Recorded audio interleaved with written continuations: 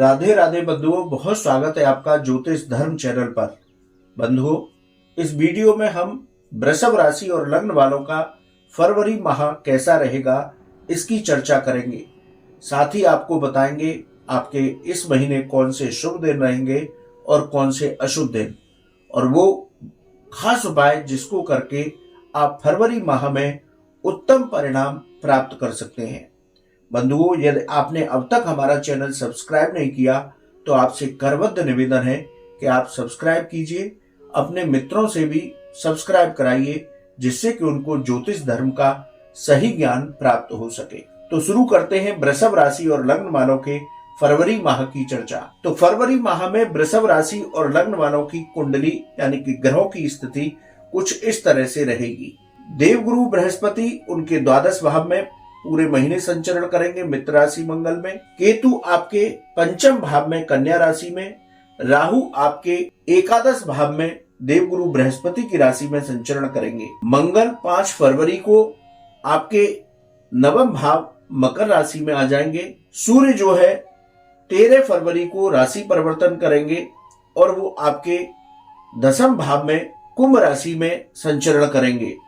20 फरवरी को बुध राशि परिवर्तन करेंगे और कुंभ राशि दसम भाव में आ जाएंगे। तो इस तरह से ग्रहों की स्थिति इस महीने रहेगी। अब यदि हम इस महीने के परिणामों की बात करें तो प्रत्येक भाव के अनुसार जानते हैं कि ये महीना किस तरह का रहेगा, हमारा कौन सा भाव हमें क्या फल प्रदान करता है। तो बंधुओं, प्रथम भाव आपका व्यक्तित्व, आपका आत्मसम्मान, आपका मान सम्मान, इसका विवेचन करता है। प्रथम भाव के अधिपति शुक्र आपके नवम भाव में संचरण करेंगे, इसलिए आपके आत्मविश्वास में वृद्धि होगी। आप इस पूरे महीने सकारात्मक सोच के साथ आगे बढ़ते रहिए। इस महीने पिछले महीनों की अपेक्षाएं, जो आपकी रुकावटें और बाधाएं नौकरी और व्यापार में बनी हुई थी, वो बाधाएं भी दूर होंगी। आपका आर्थिक पक्ष मजबूत होगा।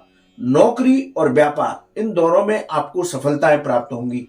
यानी कि आप नौकरी के इंटरव्यू के लिए जाते हैं, आप मीटिंग के लिए जाते हैं तो आपको सफलता प्राप्त होगी।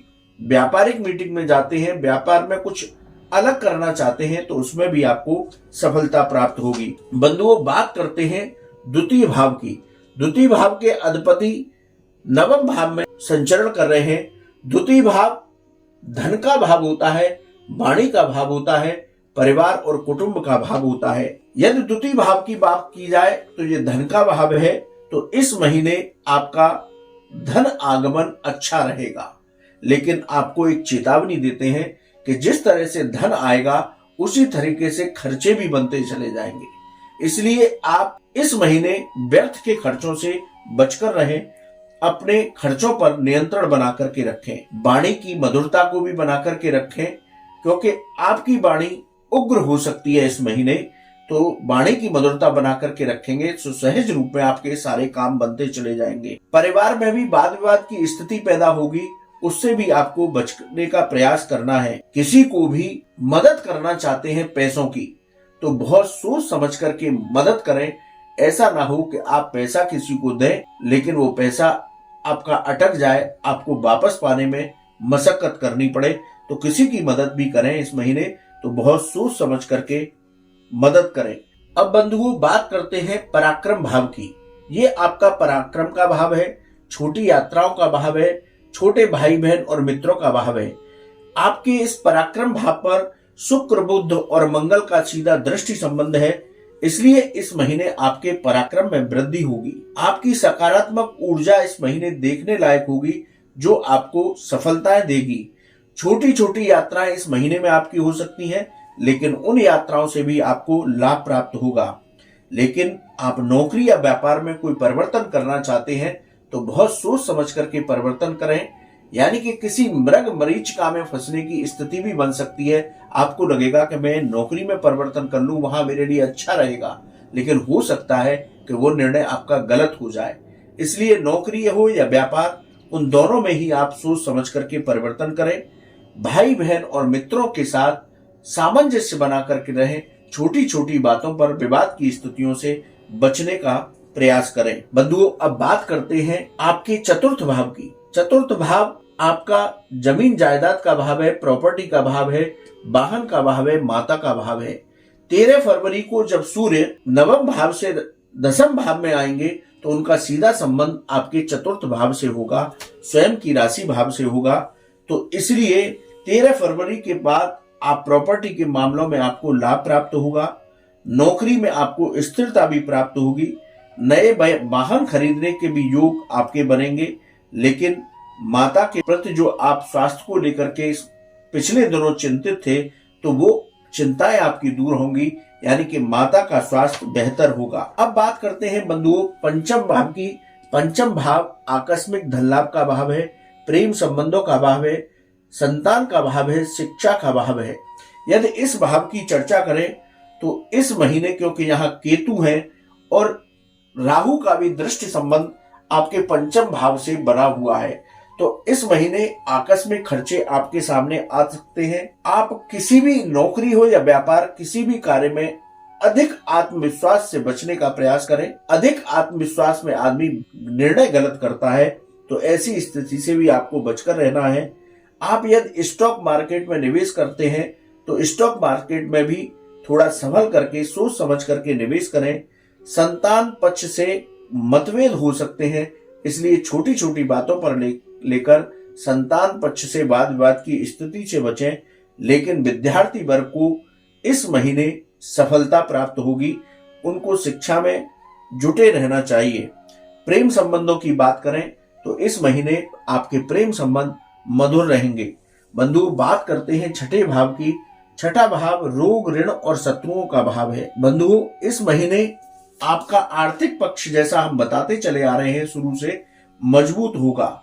इसलिए आप कर्ज लेने की स्थिति से बचें, क्योंकि हम बार बार कह रहे हैं कि आपके पास इस महीने धन आगमन बहुत अच्छा होगा, लेकिन आकस्मिक खर्चे भी आपके सामने आएंगे। तो अपने धन का सामंजस्य इस तरीके से करें कि कर्ज लेने की स्थिति ना बने।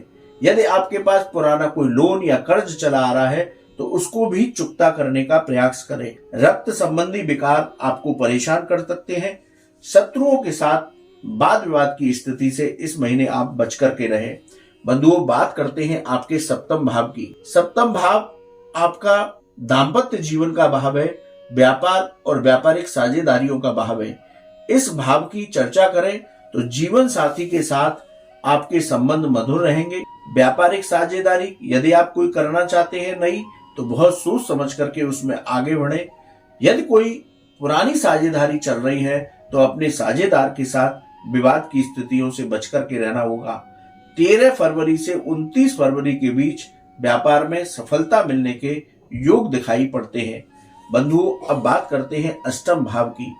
अष्टम के अधिपति आपके व्यय भाव में यानी द्वादश भाव में संचरण कर रहे हैं।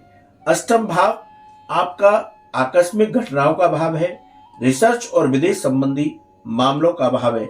तो इस महीने रिसर्च से जो लोग जुड़े हुए हैं उनको सफलताएं प्राप्त होंगी। विदेश संबंधी मामलों में तेजी आएगी और विदेश संबंधी मामलों से भी आपको लाभ प्राप्त होगा। लेकिन आप व्यर्थ की चिंताओं को अपने मन पर हावी न होने दें। सकारात्मक सोच और अच्छे पुरुषार्थ, सकारात्मक ऊर्जा के साथ इस महीने आप कार्य करते रहें।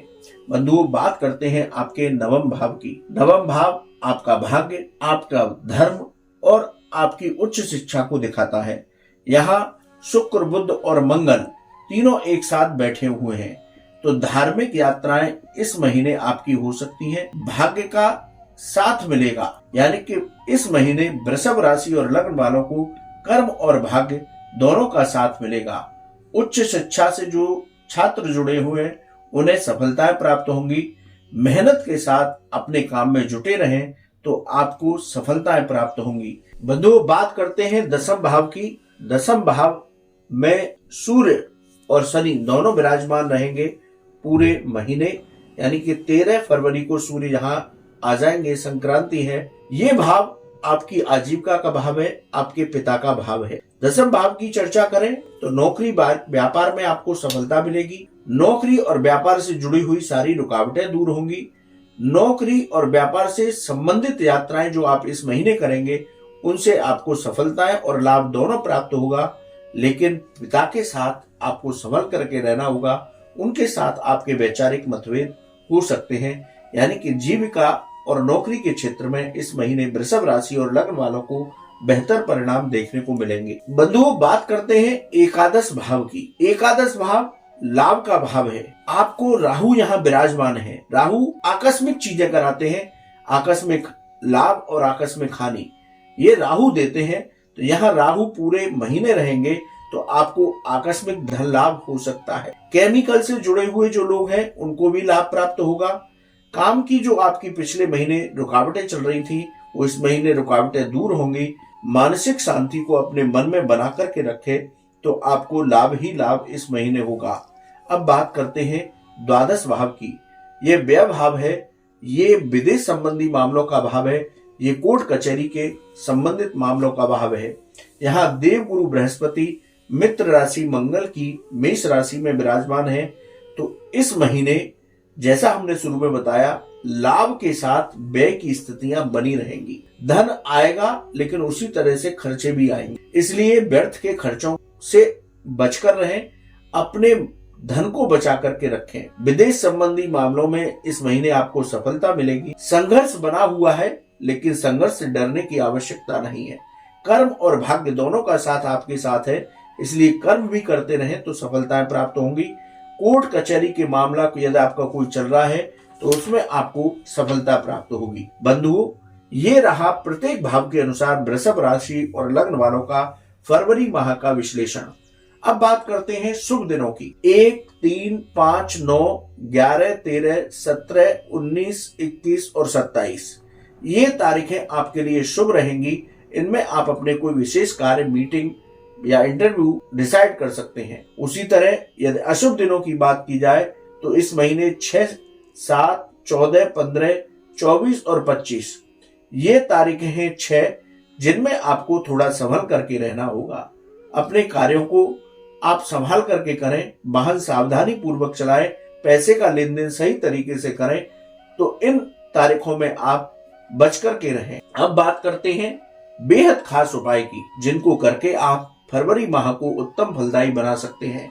तो वृषभ राशि और लग्न वाले इस महीने मां दुर्गा की उपासना करें, मां महालक्ष्मी के मंत्रों का जप करें और कन्याओं को खीर का दान करें तो फरवरी माह आपका उत्तम फलदायी होगा। बंधुओं, ये वीडियो आपको कैसा लगा आप कमेंट बॉक्स में लिखें। यदि आपका कोई सवाल है तो आप हमारे व्हाट्सएप नंबर पर लिखें, हम उसका जवाब अवश्य देंगे। राधे राधे।